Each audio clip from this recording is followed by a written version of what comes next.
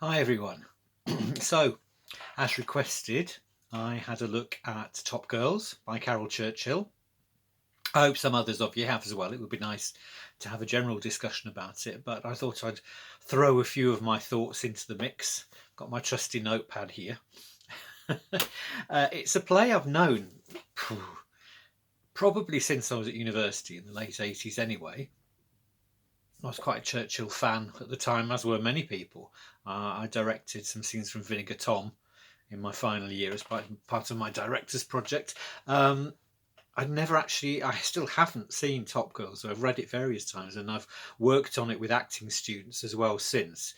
But this is probably the first time I've actually examined it for what it is as a, well, now nearly 40-year-old piece of theatre and how significant it is.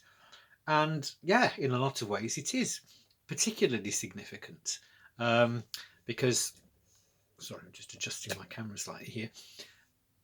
It was pointing the way to something or signaling something without us quite realizing what at the time. In hindsight, now you can see all sorts of things which couldn't possibly have been known then.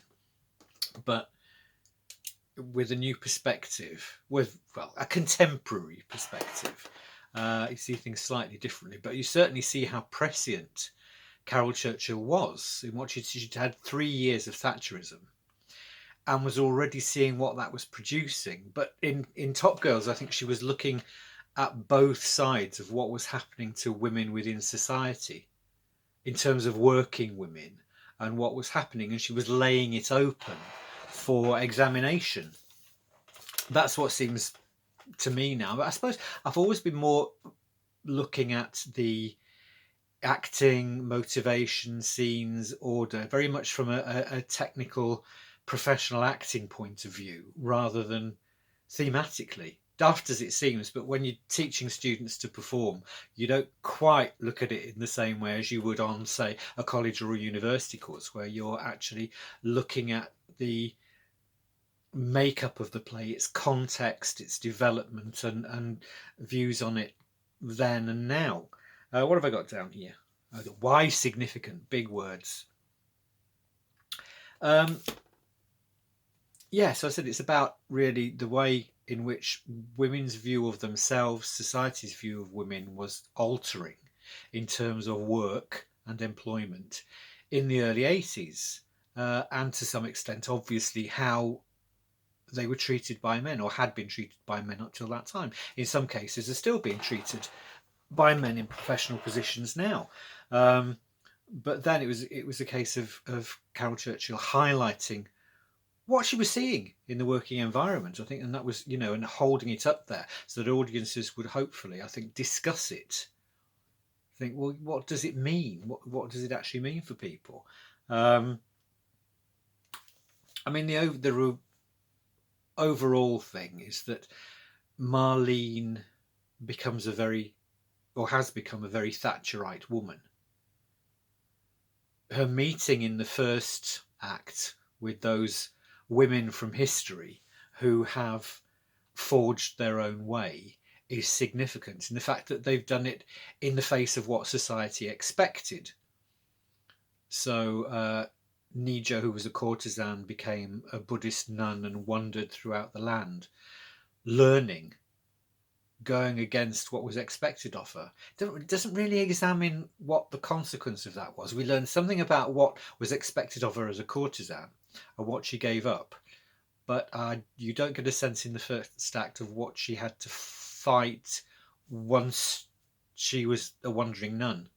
So I suppose the example there is that she was just doing her own thing and settled into a role that wasn't expected of her. Isabella, the same. She could have settled down and had a middle class Victorian marriage, as she did for a little while in the middle of her life. But really, she was an explorer, in spite of her physical problems of illness, um, arthritic muscular problems. She still explored. I'm not quite sure what she achieved. I think the trouble is you've got to look back at some of these. They weren't major historical figures. And so you feel actually, I'm not sure how relatable they were then or are now. They are once you know their backstory. I mean, Dol Gret, I didn't even know the Bruegel painting. I mean, yes, I was aware of it, having looked at Bruegel at some time. And she went into hell in armour and fought. And she doesn't say anything until right at the end of the act. And you realise she's basically a war refugee who had to look after herself. Now, that, to me, that's more self-explanatory within the play than the other obscure characters. But that's because she has two decent length monologues which explain, and there's something very Mother Courage-ish about her. So that's quite clear. She had no choice in the face of devastation than to fight whatever was around her, expressed in terms of the painting in hell, but to survive and to live just a simple, straightforward life. So her struggle makes sense. Who am I missing? It'll come back to me.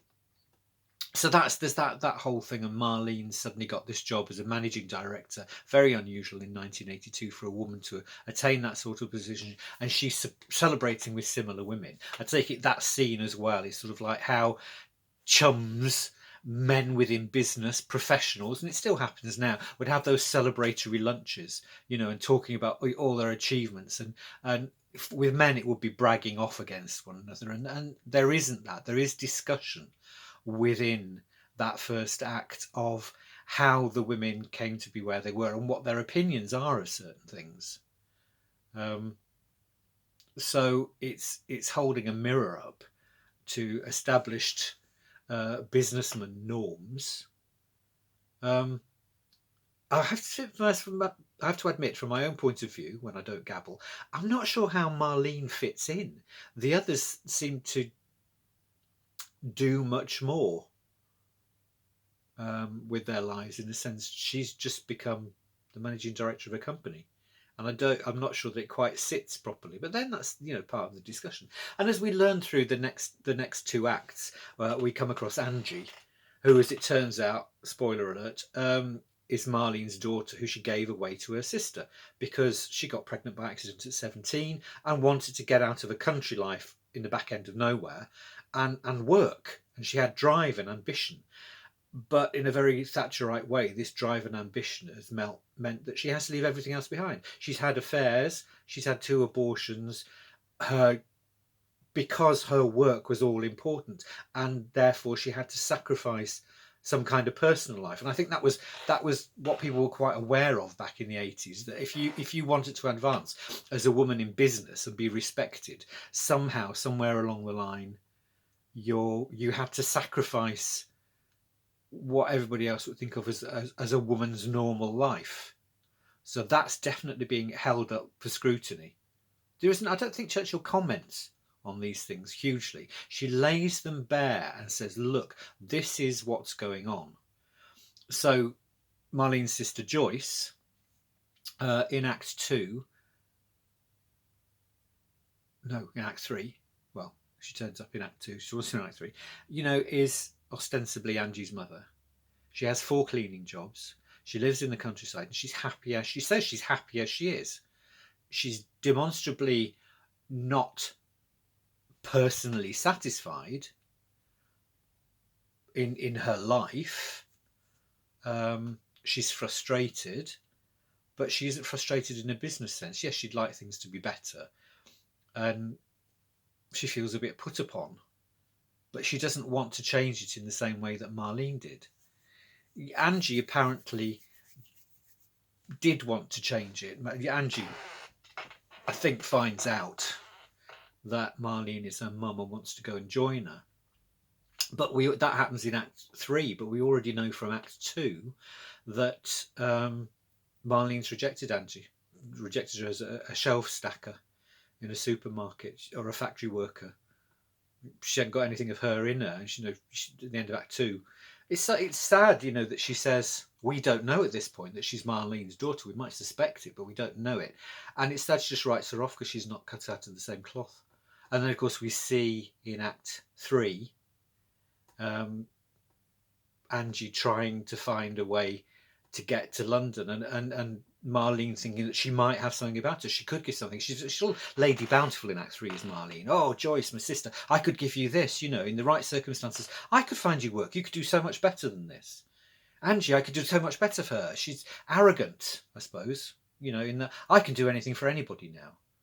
You know, I've got a good job, and that, you know, and that makes Act 3 sadder, because you know in Act 2 she's already rejected her daughter totally. And is, you know, she's got the job she wanted and she's got control. So there's that whole sacrifice of what that was about. She made it's a personal choice, again open for discussion, but yeah, she just appeared to have made that choice. And you think, well, fair enough, that's a valid choice to make. But there is something slightly icky about it as well, in that, you know, you feel sorry for Angie. Now, Angie, occurring in Act 2 and 3, you realise is what somebody I would probably say, who has extra needs extra support in school, which in those days you just didn't get in the way you get it now. She needed that support to make something of herself, and it wasn't there. She's immature for her age, so hanging around with Kit, who's 4 years younger, that's the level she's working at. But it doesn't mean, it just means she hasn't no opportunity and no support. And Joyce isn't the sort of person to give support either. There is a narrow-mindedness about Joyce as well. But then also Joyce is rooted in working class support. You know, so there's this clash of classes. We don't, you know, although you could say yes, Marlene is middle class, she doesn't identify as that. I think if you asked her, personal view, but I think she'd say she was classless. There's the working class, and there's classless people. I'm sure that was it. Although the trappings are obviously all middle class. Travelling across America like she did, blowing all her money. You know, she likes nice things around her. She likes nice clothes. She could be Act 1. She can pay the bill at a posh restaurant. You know, so yeah, it's all laid open there for examination, and you understand, you very much understand these characters and where they're coming from. But I don't feel that the play's being judgmental about them. What it is judgmental about, it's interesting, the interviews in Act 2, where there's the two assistants in the office, Win, and I can't remember what the other one's called, so I'm going to quite unashamedly see if I can find it. Janine and Marlene. Janine? No. It just won't go to where I want it to go, will it? Oh, Nell and Win. Nell and Win. You're basically sexually independent women, which is made very clear. Happy in their jobs, but quite happy to move as well if the right opportunity comes up. So they're what would have been the time called modern working women, and have clear ideas about what they do and don't want. But it's interesting, within that second act in the office environment, you see exactly not only the pressure that men put on women, but the pressure that women put on women. And I'm pretty sure a lot of this is still true as well. Not like it was in 82, but there are some things that still go on. So for instance, when checking my notes again, is it Janine? How comes? Yeah, Janine first. When she admits that she's thinking about getting married and having a baby, and Marlene's like, well, don't mention that. And this whole, where do you see yourself in 10 years' time? Well, that was new then, whereas it's an old question now. And she could probably see herself married with kids. But it was the kids, that was the unmentionable thing. Well, don't mention it when you go for the interview, because they want to know you're going to be permanent. You know, they don't want to know that. They won't take you on if they know you're going to get married.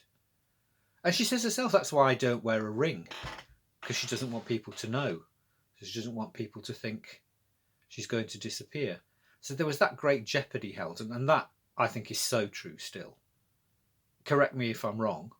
You know, I mean, I'm not a woman, and I'm not in that position, but through a lot of people I've worked with over the years, and now, you know that things like that are still going on. You know, don't mention you're going to have kids. Don't mention career break. Sorry to use that cliche. But there's the other one as well, like the woman is the 45-year-old woman who comes for an interview. She's basically been in a managerial position without the name, and the firm she's worked for years has relied on her. And of course, taken advantage of her. She's seen people be promoted over her head, men, and when she had a woman assistant, she was promoted over her head as well. So she's been totally taken for granted. So she wants to leave because she can't stand it anymore that she's been taken for granted. She wants to show them how much they'll miss her. And that again is another thing that's quite sad, because you know just from experience of life that people like that, they're missed a bit, but someone else is there, they don't take any notice, but they're like thoroughly undervalued and often passed over for any kind of promotion or rise or whatever, and it ends up with total frustration eating them up, so there's a lot in this. There are things that make it seem like it's quite serious, the whole thing. There's a lot of comedy in it as well, it has to be said, but there's some serious issues coming up, so it has a light and a dark side. In general, it comes across as quite light, but when you think about what's going on, it's quite dark.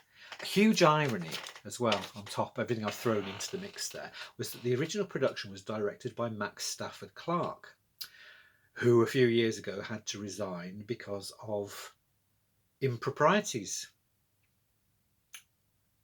making some very unfortunate and inappropriate remarks to a young assistant, but also which made clear that his behaviour, probably back round about this time, was not